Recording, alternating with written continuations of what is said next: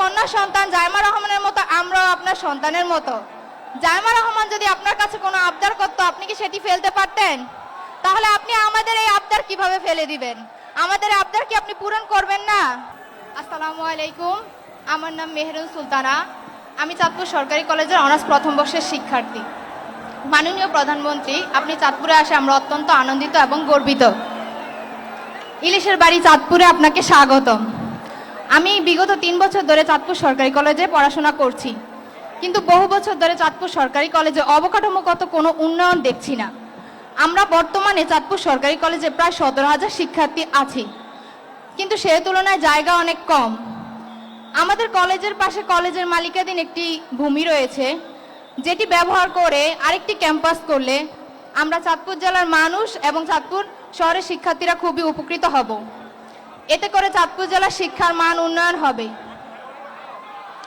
মাননীয় প্রধানমন্ত্রী, আমরা আপনার কাছে আশাবাদী যে আপনি মঞ্চে থাকা অবস্থায় কলেজের ওই ভূমি ব্যবহার করে আরেকটি ক্যাম্পাস করার ঘোষণা দিয়ে যাবেন। এটি করলে আমরা আপনার কাছে চিরকৃতজ্ঞ থাকব। মাননীয় প্রধানমন্ত্রী, আপনার কন্যা সন্তান জাইমা রহমানের মতো আমরাও আপনার সন্তানের মতো। জাইমা রহমান যদি আপনার কাছে কোনো আবদার করতো, আপনি কি সেটি ফেলতে পারতেন? তাহলে আপনি আমাদের এই আবদার কিভাবে ফেলে দিবেন? আমাদের আবদার কি আপনি পূরণ করবেন না? করবেন না?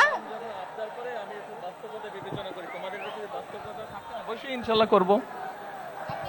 আমাদের ছাত্রী নামটা মেহরুন্নেসা, মেহরুন সুলতানা ওর কলেজের ব্যাপারে একটি কথা বলেছে। ও আমাকে বলেছে আমার সন্তানের মতো নয়, এবং আমার সন্তান যদি কোনো আবদার করতো আমি রাখতাম কিনা।